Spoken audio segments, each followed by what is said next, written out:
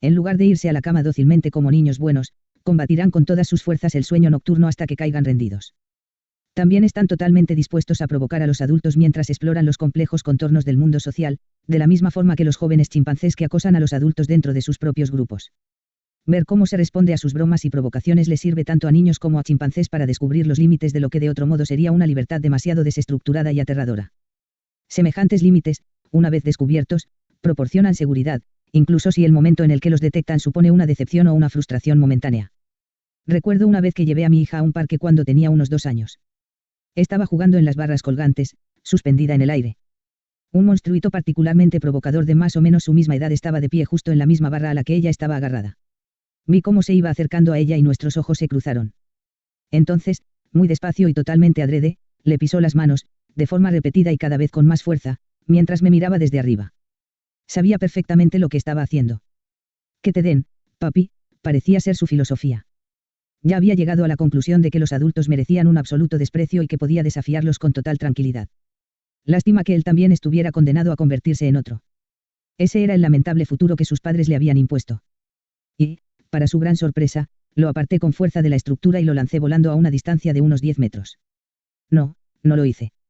Simplemente me llevé a mi hija a otro lado, pero creo que habría sido mejor para él si lo hubiera hecho. Imagínate a un niño que no deja de golpear a su madre en la cara. ¿Por qué hace algo así? Es una pregunta estúpida, inaceptablemente ingenua. La respuesta es obvia, para dominar a su madre, para ver si se puede salir con la suya. Después de todo, la violencia no es ningún misterio, si lo es la paz. La violencia es la opción por defecto, porque resulta fácil. Lo difícil es la paz, que se aprende, se inculca, se gana. A menudo las personas comprenden las cuestiones fisiológicas justo al revés. ¿Por qué la gente toma drogas? No es ningún misterio, mientras que sí lo es, por el contrario, porque no las toman todo el tiempo. ¿Por qué la gente sufre de ansiedad? Tampoco es ningún misterio. El misterio es cómo conseguimos estar tranquilos en algún momento. Somos frágiles y mortales. Hay millones de cosas que pueden salir mal de millones de formas distintas. Tendríamos que estar constantemente paralizados por el pánico, pero no lo estamos. Algo similar podría plantearse acerca de la depresión, la pereza o la criminalidad. Si puedo hacerte daño y demostrar que soy más fuerte, entonces podré hacer exactamente lo que quiera y cuando quiera, incluso cuando estás delante de mí. Te puedo atormentar por pura curiosidad. Puedo acaparar la atención que se te dirige y dominarte. Puedo quitarte tu juguete. Los niños atacan, en primer lugar, porque la agresión es algo innato, aunque resulte más dominante en algunos individuos que en otros, y, en segundo, porque la agresión facilita el deseo. Resulta absurdo asumir que es un comportamiento que se aprende. A una serpiente no hay que enseñarle a atacar, está dentro de su propia naturaleza. En términos estadísticos, los niños de 2 años son las personas más violentas que existen. Dan patadas, pegan y muerden y también les quitan sus cosas a los demás. Lo hacen para explorar, para expresar rabia y frustración, para satisfacer sus impulsivos deseos. Y lo que resulta más importante para nosotros, lo hacen para descubrir los verdaderos límites del comportamiento permisible. De lo contrario, ¿cómo van a averiguar lo que es aceptable? Los niños son como personas ciegas que van buscando una pared. Tienen que empujar, probar y ver dónde quedan las fronteras reales, que muy pocas veces están donde se les indica. La corrección constante de este tipo de acciones sirve para indicar a los niños dónde están los límites de las agresiones aceptables. Su ausencia no hace más que estimular la curiosidad, de tal modo que el niño, si es agresivo y dominante, seguirá pegando, mordiendo y dando patadas hasta que se le indique un límite. ¿Cómo de fuerte puedo pegar a mamá? Hasta que proteste. Teniéndolo en cuenta, es mejor empezar a corregir más pronto que tarde, siempre que se tenga como objetivo que el niño no pegue a sus padres. Corregir también hace que el niño aprenda que golpear a los demás no es la mejor estrategia social. Si no se produce ninguna intervención de ese tipo, ningún niño asumirá por voluntad propia todos los esfuerzos que supone organizar y regular sus impulsos para que dichos impulsos coexistan sin conflicto dentro de la psique del niño y en el mundo social más amplio. Y es que organizar una mente no es tarea fácil. Mi hijo tenía bastante genio cuando era pequeño. Cuando mi hija era pequeña, bastaba con mirarla de forma severa para paralizarla, pero ese tipo de intervenciones no producían ningún resultado con él. Cuando tenía 9 meses, ya había conseguido que su madre, que no tiene nada de pusilánime, se pasara toda la cena pendiente de él mientras estábamos en la mesa. El niño luchaba para quitarle la cuchara. Nos alegramos, porque no queríamos seguir dándole de comer ni un minuto más de lo necesario, pero el pequeño granuja solo comía 3 o 4 cucharadas y luego se ponía a jugar. Revolvía la comida en el plato, tiraba trozos desde lo alto de la trouna y lo seguía con la mirada a medida que caían en el suelo. Vale, no pasaba nada, estaba explorando. Pero al final lo que ocurría era que no comía lo suficiente. Y como no comía lo suficiente, tampoco dormía bien, así que despertaba a sus padres llorando a medianoche y estos cada vez se volvían más gruñones. El niño frustraba a su madre, que luego lo descargaba sobre mí, así que no íbamos por buen camino. A los pocos días de haber empezado así, decidí recuperar el control de la cuchara. Me preparé para la guerra y reservé tiempo suficiente. Por difícil de creer que resulte, un adulto puede vencer a un niño de 2 años. Como dice el refrán, más sabe el diablo por viejo que por diablo. Esto se explica en parte porque el tiempo resulta mucho más largo cuando se tienen 2 años. Lo que para mí era media hora, a mi hijo le parecía una semana, así que yo estaba seguro de la victoria. Él era testarudo y espantoso, pero yo podía ser peor. Nos sentamos cara a cara con el bol delante de él, en plan solo ante el peligro. Él lo sabía y yo también. Agarró la cuchara y se la arrebaté para cargar un delicioso bocado de puré, que moví de forma deliberada en dirección a su boca. Entonces me miró exactamente de la misma forma que aquel monstruo del parque que pisó a mi hija. Apretó los labios con una mueca rígida que bloqueaba cualquier posibilidad de entrada, y yo me puse a perseguir su boca con la cuchara mientras él sacudía la cabeza en pequeños círculos. Pero me quedaban más ases en la manga. Le di un toque en el pecho con la mano que me quedaba libre de una forma precisamente calculada para fastidiarlo. Como no se daba por enterado, seguí haciéndolo. Una y otra vez, sin fuerza, pero de una forma que tampoco podía ignorarse. Cuando ya llevaba unos 10 toques, abrió la boca para emitir un sonido de enfado. Ajá. Ahí lo estaba esperando. Con gran habilidad le metí la cuchara. Él hizo todo lo posible para expulsar con la lengua la comida invasora, pero aquí también tenía algo pensando. Sencillamente coloqué mi dedo índice horizontalmente a lo largo de sus labios, de tal forma que aunque una parte sí cayó fuera, también se tragó otra. 1-0 para papá. Le di una palmadita en la cabeza y le dije que era un niño bueno. Y de verdad lo pensaba. Cuando alguien acaba haciendo algo que tú intentas que haga, recompénsalo, no hay que ser ruin en la victoria. Al cabo de 1 hora, todo había acabado. Hubo furia y quejidos y mi mujer tuvo que irse de la habitación porque la tensión le resultaba insufrible. Pero el niño comió y acabó desplomado, exhausto, encima de mi pecho. Dormimos juntos la siesta y después de despertarse me quería mucho más que antes de someterlo a la disciplina. Es algo que observé a menudo cuando nos enfrentábamos cara a cara, y no solo con él. Poco tiempo después, empezamos una serie de turnos de canguro con otro matrimonio, de tal forma que cuando una pareja iba a cenar o a ver una película dejaba a sus hijos en casa de la otra, que se ocupaba de cuidarlos a todos. Por entonces ninguno tenía más de 3 años. Una noche, otra pareja se sumó a la dinámica.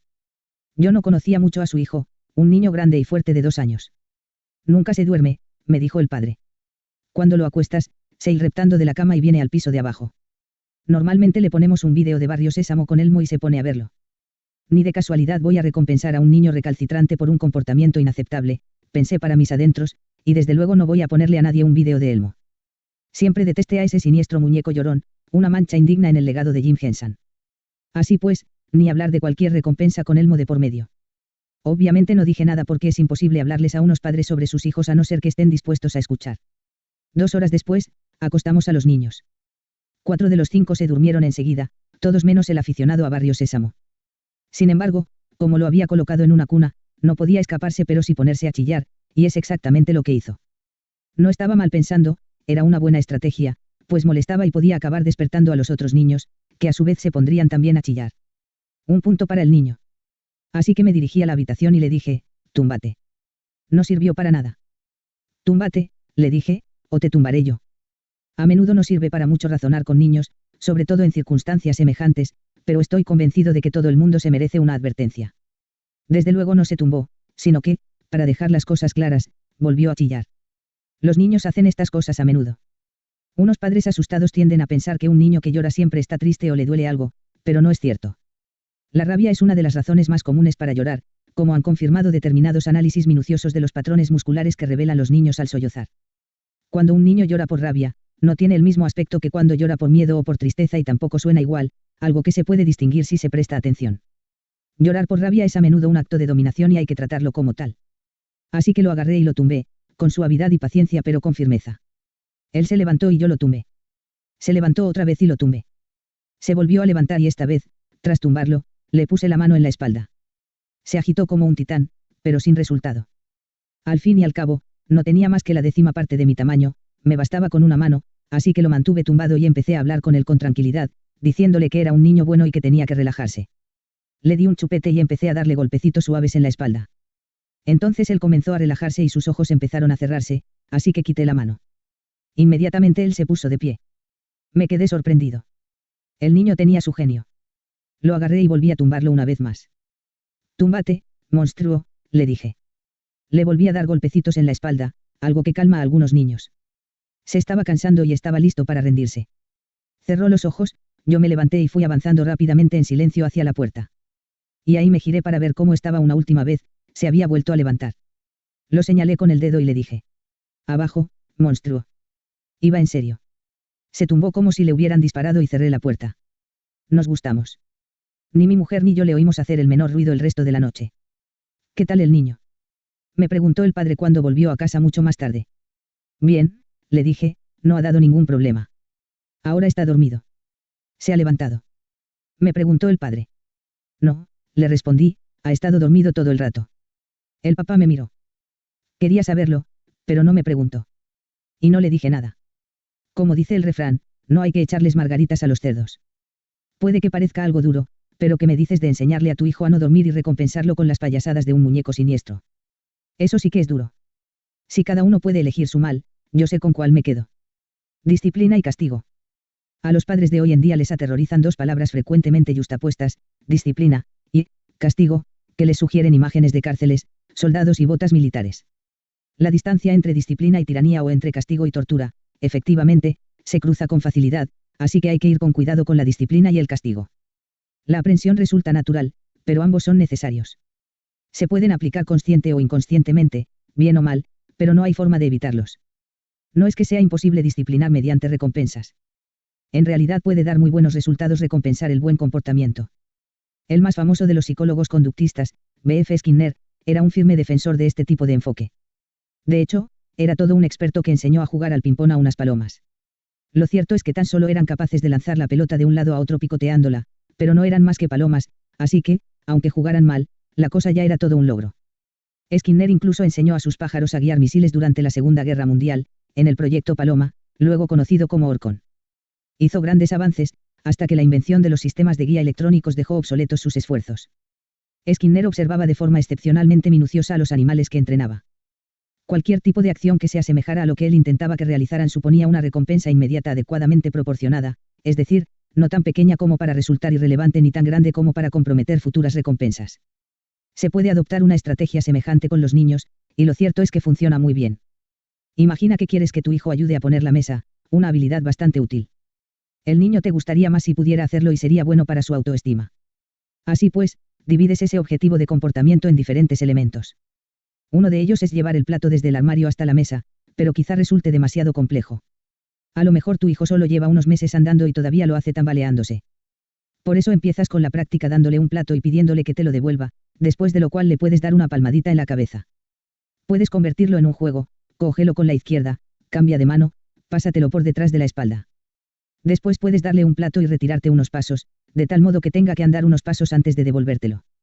Entrénalo para que se convierta en un maestro llevando platos, no lo abandones a su condición de patoso. Con este tipo de enfoque puedes enseñar prácticamente cualquier cosa a cualquier persona. Primero, averigua qué es lo que quieres y, después, observa a las personas que te rodean como si fueras un halcón. Por último, en cuanto veas algo que se parezca un poquito más a aquello que quieres conseguir, lánzate en picado, como un halcón, y entrega una recompensa. A lo mejor tu hija se ha vuelto demasiado reservada desde que llegó a la adolescencia y te gustaría que hablara más. Ese es, por tanto, tu objetivo, una hija más comunicativa. Una mañana, durante el desayuno, te cuenta una anécdota de la escuela. Es un momento excelente para prestar atención, y esa es la recompensa. Deja de mandar mensajes y escucha, a menos que quieras que nunca te vuelva a contar nada. Por supuesto que las intervenciones de los padres que hacen felices a los hijos pueden y tienen que utilizarse para moldear el comportamiento. Lo mismo ocurre con los maridos, las mujeres, los compañeros de trabajo o los padres. Skinner, en cualquier caso, era realista.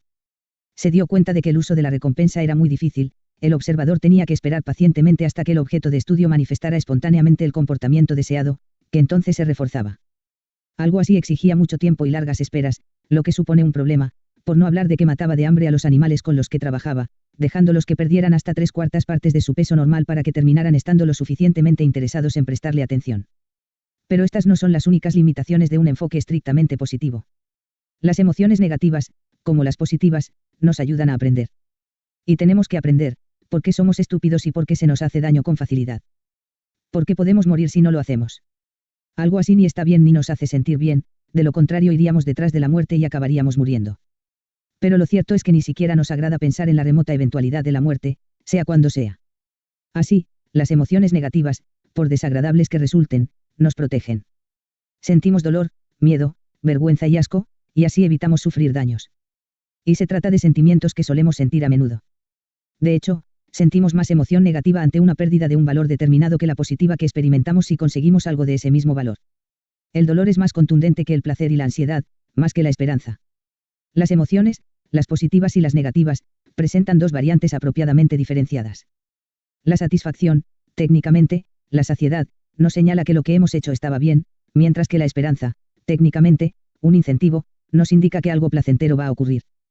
El dolor nos hace sufrir, de tal forma que no repetimos las acciones que nos hicieron daño a nivel personal o nos condujeron al aislamiento social, puesto que la soledad, técnicamente, también es una forma de dolor.